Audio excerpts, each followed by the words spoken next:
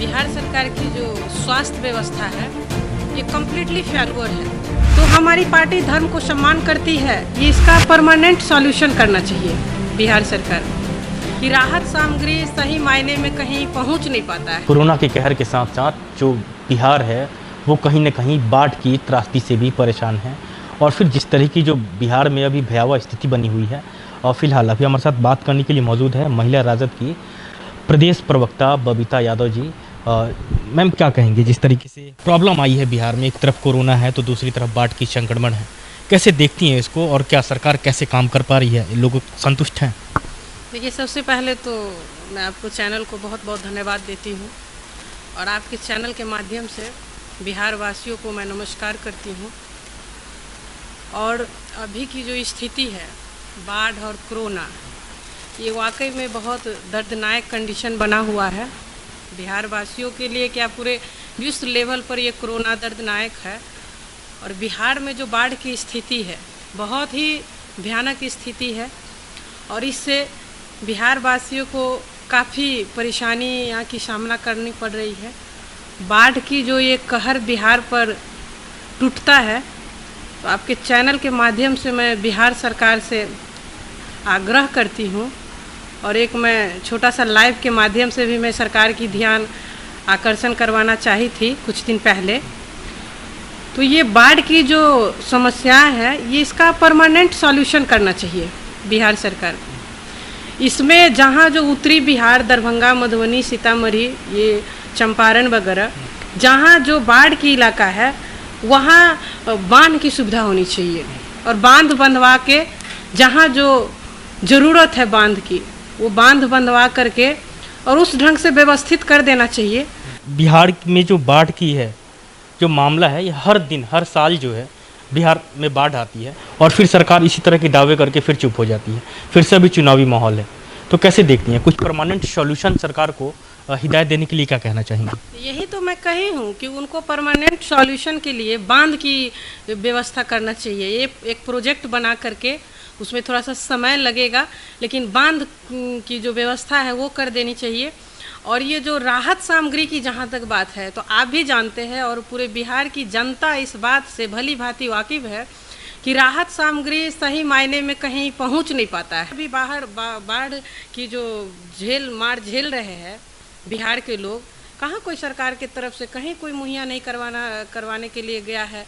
कोई जो उस क्षेत्र के लोकल जो विधायक है, मंत्री है, एमपी है, कहीं कोई नहीं गए हैं। सही मायने में देखा जाए तो राष्ट्रीय जनता दल के ओर से हमारे आदरणीय नेता प्रतिपक्ष तेजस्वी यादव जी इतना रिस्क गेन करके, बारिश हो रही है और ऊपर से छाता टांग के और भोजन करवाने का काम कर रहे हैं। और जहाँ जो राष्ट्रीय जनता दल के कार्यकर्ता है, जहाँ तक जिनको जो बन पड़ रहा है अपने स्तर से बाढ़ पीड़ित को मदद पहुँचा रहे हैं। सरकार की तरफ से तो ऐसा कुछ दिख नहीं रहा है कि वो राहत पहुँचा रहे हैं।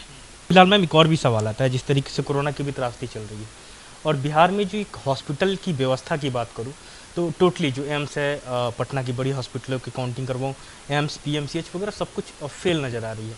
वो उस पेशेंट को ठीक नहीं कर पा रही है, जहाँ तक एक हवा बना दिया गया है। ऐसे में तो सरकार को भी खासकर जो हॉस्पिटल की व्यवस्था में किस तरह की सुधार करनी चाहिए, और आपकी पार्टी अगर सत्ता में आती है तो वो ये हॉस्पिटल वगैरह की व्यवस्था पे कैसे काम करेगी? देखिए, ये बिहार सरकार की जो स्वास्थ्य व्यवस्था है ये कम्प्लीटली फेल्योर है।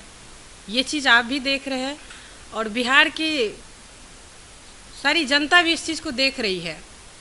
अभी हॉस्पिटल की जो कंडीशन है बहुत ही दयनीय है। आप 2 दिन पहले देखे होंगे जब आदरणीय नेता प्रतिपक्ष जी इस पर सवाल उठाए आदरणीय स्वास्थ्य मंत्री जी से, तो उनको थोड़ा बुरा लगा।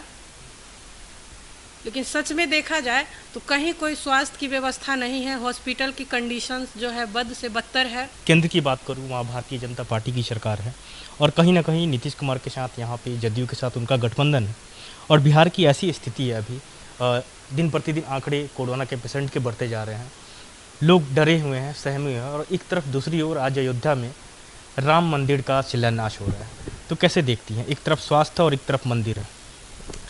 देखिए, धर्म के नाम पर तो हमारी भी पार्टी सपोर्ट करती है, धर्म को हम सब सम्मान करते हैं। यहाँ कोई धर्म से लड़ाई नहीं है। हमारी जो राष्ट्रीय जनता दल है ये विचारधारा की लड़ाई है। आज अयोध्या में राम मंदिर की भूमि पूजन हो रहा है, इसे खुशी है, अच्छी बात है, लेकिन अभी की जो कंडीशन है वो देख रहे हैं क्या स्थिति है। और जहाँ तक धर्म की बात है तो आप सब पूरे देश की जनता जानती है कि परम आदरणीय लालू प्रसाद जी जो दबे कुचले लोग थे, जिनको मंदिर में जाने से वंचित किया गया था, उन लोगों को उन्होंने मंदिर में जाने का अवसर दिया, उन लोगों के लिए आवाज़ उठाई।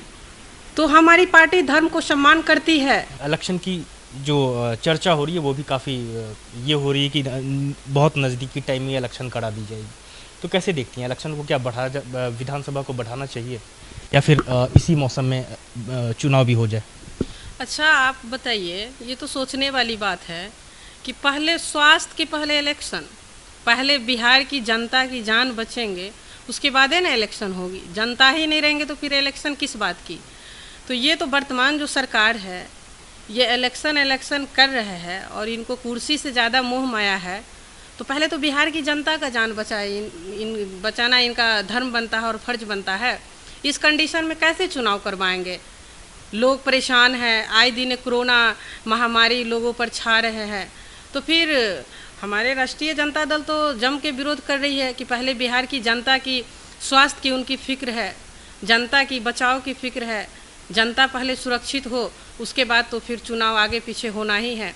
बाकी अभी जो वर्तमान सरकार है इनको ध्यान देना है कि उनको चुनाव ज़्यादा सही लग रहा है या बिहार की जनता पर ज़्यादा मोह माया है, ये तो सरकार सोचेगी। एक और भी सवाल होगा मैम, जिस तरीके से अगर राष्ट्रीय जनता दल यहाँ पे सत्ता में आ जाती है, यानी मुख्यमंत्री की दावेदारी तेजस्वी यादव कर लेते हैं, तो क्या कहेंगे बिहार में ये सब जो प्रॉब्लम चल रही है क्या वो सोल्यूशन हो पाएगी राष्ट्रीय जनता दल की? देखिए, बिल्कुल सॉल्यूशन होगा। और बिहार जैसे राज्य में आदरणीय तेजस्वी जी के अलावे कोई विकल्प नहीं है। अभी जो वर्तमान सरकार में जो परेशानियां चल रही है हर चीज़ में, स्वास्थ्य से लेके शिक्षा, तो हमारी सरकार बनती है, बिहार की जनता आदरणीय तेजस्वी जी को मुख्यमंत्री बनाती है, तो जो भी समस्या है बिहार में, बेरोजगारी है, स्वास्थ्य की समस्या है, शिक्षा की समस्या है, उनका पूरा कोशिश रहेगा कि इन तमाम समस्या से बिहारवासी को बाहर निकाले और जम के वो विकास करेंगे। युवा है, युवा की भावना को समझते हैं, युवा की भावना को इज्जत करते हैं, युवा की बेरोजगारी को समझते हैं, तो बिल्कुल वो बिहार के विकास को करेंगे। जैसे कि आपने देखा हमारे साथ बनी हुई है महिला राजद की प्रदेश प्रवक्ता बबीता यादव जी, जो कि साफ अभी जिस तरीके से बिहार में कोरोना और बाढ़ की त्रासदी है, लोग परेशान हैं, इस मुद्दे पे बात कर रही थी और फिर उन्होंने साफ जाहिर किया कि सरकार अभी कोरोना और बाढ़ की जो ये लपट चल रही है इसमें सरकार बिल्कुल फेल हो चुकी है। Camera person Dinesh Raj Prakash, national news network,